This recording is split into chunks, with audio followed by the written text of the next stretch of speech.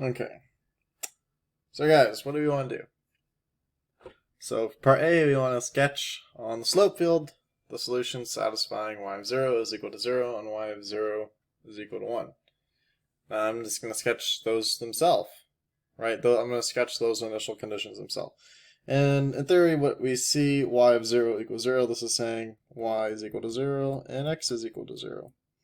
So essentially, wherever x is equal to 0, it's a line, right? It's actually this, I'll go do it in blue here.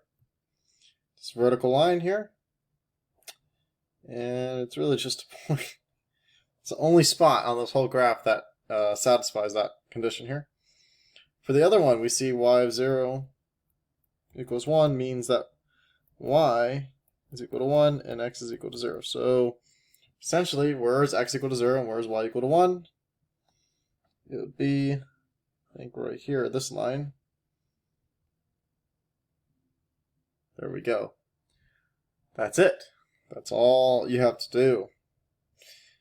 Literally, just go where x is equal to 0 and y is equal to 1, and the point y0 is equal to 0, that's the only thing. So we're done with part A. Okay, now we want to find a general solution to this differential equation.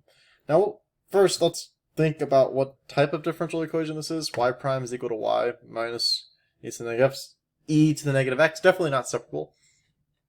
But it looks like it's just your standard fill in the blank type of differential equation. So maybe you would see, I'm going to write it real quick, y prime, y minus e to the negative x. You would see that this kind of looks like this differential equation. Don't you think it kind of looks like that? You just need to make it look like that. So just put the y prime here, minus the y on the other side, and then to negative x. Then you'd see that your p of x is equal to negative 1, and that your f of x is equal to negative e to the negative x. And then the solution for finding your solution y, there's this formula where you go y, it's literally very well known, integral u of x, f of x dx. It's a very well known formula, and that's your solution right there. So, but what is mu of x? Mu of x is your integrating factor. So that's everything you need to know. You already solved it. Theoretically, you just need to input the stuff in here. So let's input it. Let's find mu of x. Mu of x, for in our case, is the integral exponential integral. And p of x is negative 1 dx, so this is just e negative x. So then we have y is equal to 1 over e to the negative x. Integral. Now remember, this is on the outside, stays on the outside, it does not go inside. This cannot pull out, they cannot cancel, they have to stay just like that. There's no moving it around, okay, when it's like this. What I'm saying is you cannot put this guy in here and then be like, oh, the mu of x cancels. No, it does not, okay? Don't do that. I made that mistake all the time. It doesn't do that. Okay. And f of x was literally negative e to the negative x dx. What does this become? This becomes e to the x integral. And this is negative e to the negative 2x dx. What do you guys think this is? It's e to the x, negative e to the negative x, negative. So I forgot how exponential integrals work. So the top you add plus 1. I mean the top you leave the same. Oh my god, the top you leave the same. Forgive me, forgive me. The top you leave the same, and then the bottom you take its derivative up here. So you take the derivative of that guy up there, you get negative 2. And what does this become?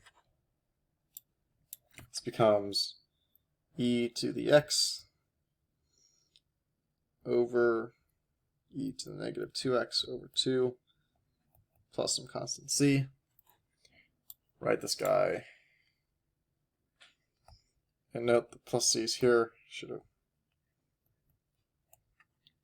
Don't forget your plus c. Okay.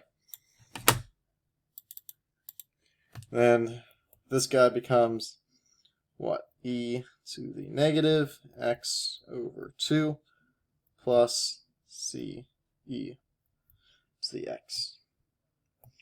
That is your solution to your differential equation, just like that.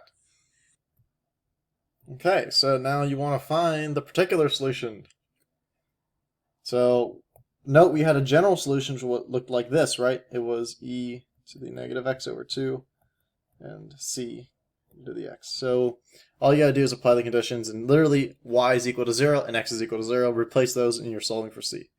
So you see c. So you see we get y is equal to 0 and e to the 0 over 2 plus c e to the 0. And what does that become? 0 is equal to 1/2 plus c. C is equal to negative 1/2. So your particular solution is e to negative x over 2 minus e to the x over 2. There you go. Very nice, isn't it? And that's it. That's all we have. I'll zoom out and show you everything.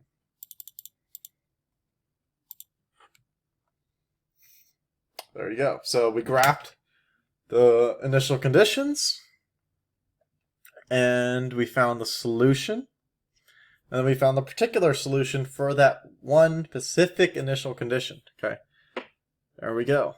That's how differential equations work. Now, a lot of times, the most important thing for solving differential equations is identifying what type of differential equation it is, and then writing out the general form, and then seeing how you need to follow the general formula. Okay, there you go.